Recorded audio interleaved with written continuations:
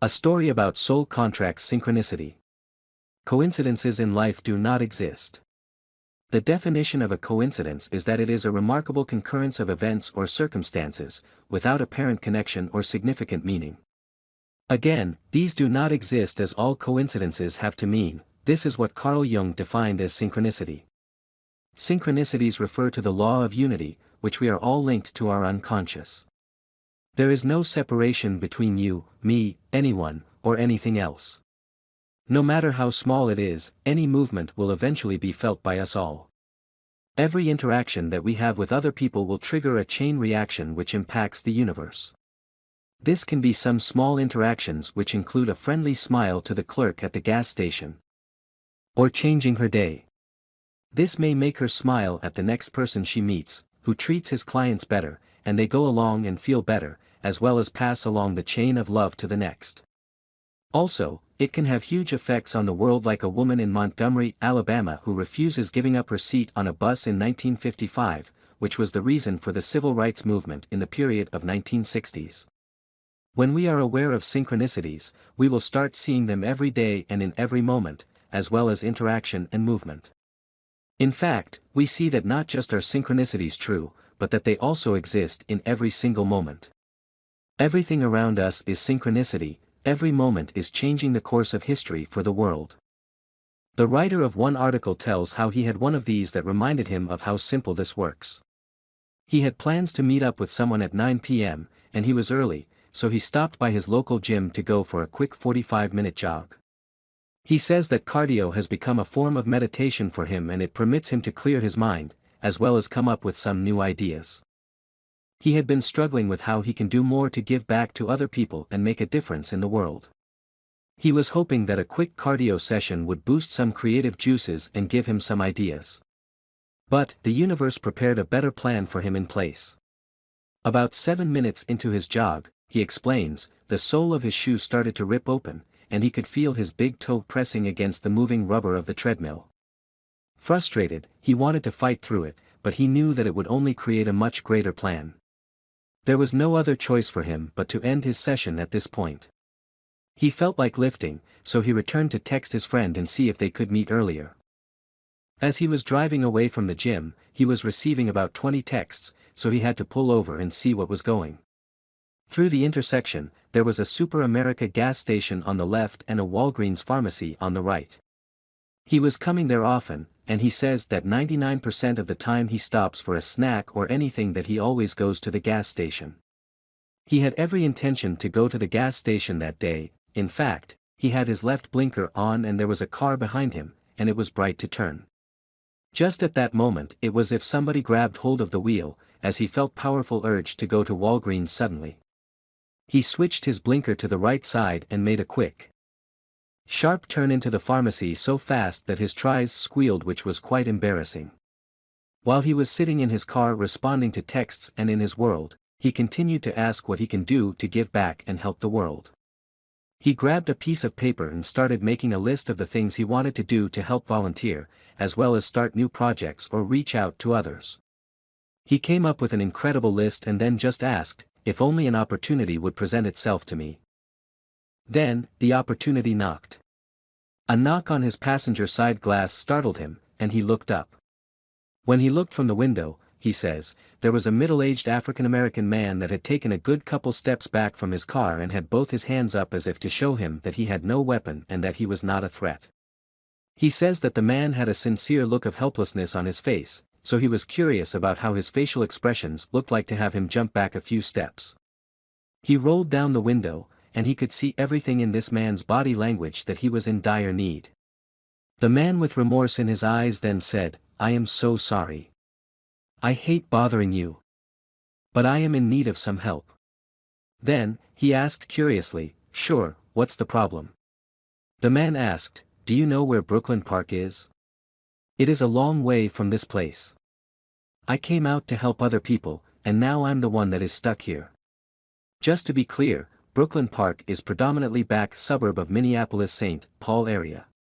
He says that he was living in a predominantly white suburb about an hour away from this man's description.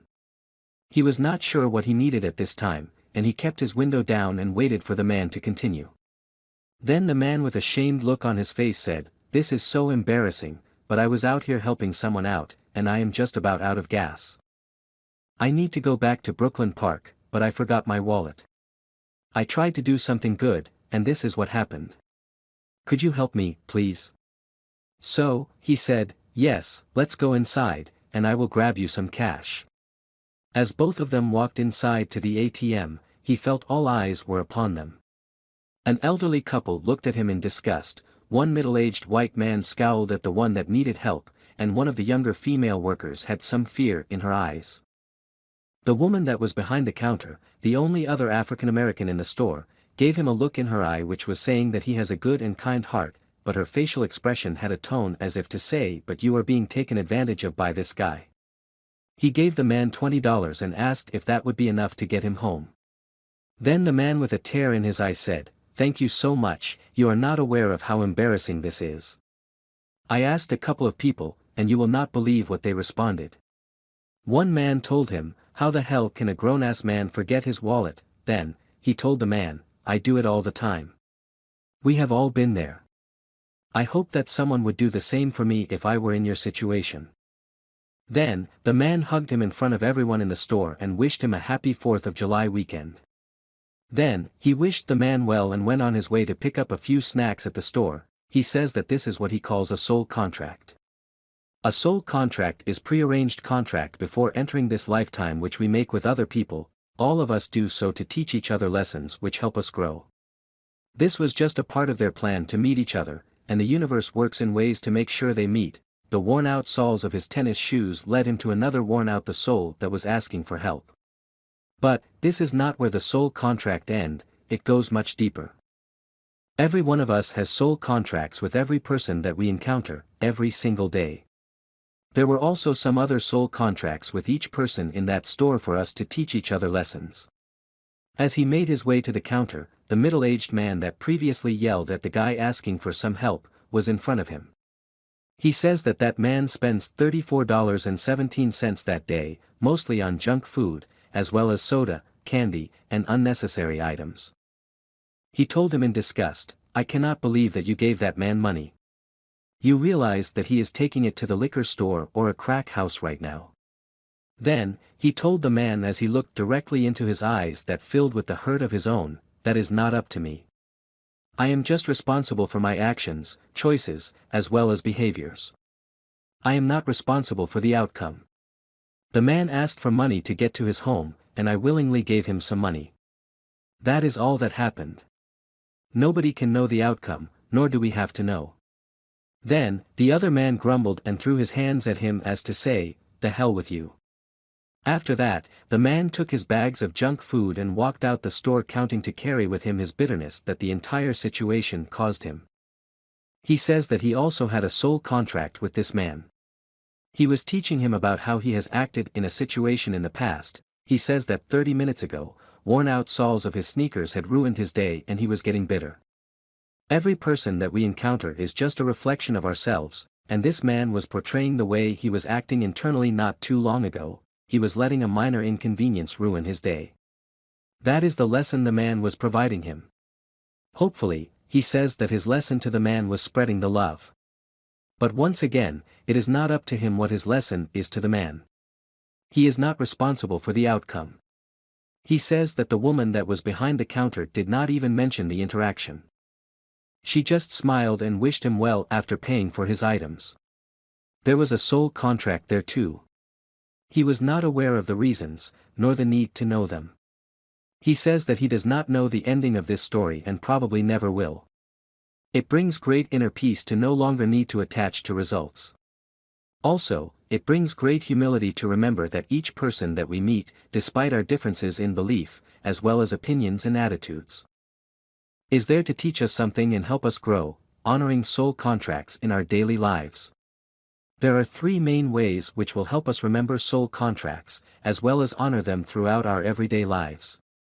The first ways are remembering the story of Brahma. In this tale, Brahma creates the universe and all the people in it. Then, his friend Maya asks to play one game.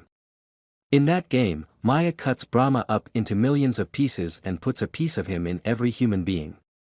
Maya erases Brahma's memory, so he does not remember, and the game is for him to find himself in every person, or for each of us to find God in each other. If we take this concept one step deeper, we will understand that every person is actually me from another existence. It is working on the same level as the story of Brahma. We are all one interconnected being and experiencing the world from different points of view. When we view the world in this way, we can see the pain and hurt in others' eyes, and see into their soul. The writer says that he does not know the man's story that was so angry, but he knows that it was him from a different lifetime and he was trying to help him grow and flourish. The third way of thinking of soul contracts is by taking the second concept even one step further. Since we are all God from a different perspective, we think of each other person we meet as an enlightened master and have been put in our path to teach us a lesson.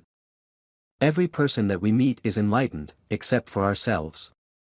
With this perspective, we learn from everyone. The man needing gas, the old couple, the angry man, the scared employee, and the kind woman that was behind the counter, were all put there to teach him something. We can only hope that he learned the lesson.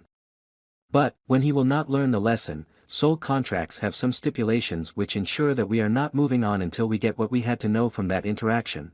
Operator, if you like our article, give conscious reminder a thumbs up, and help us spread love light. Operator.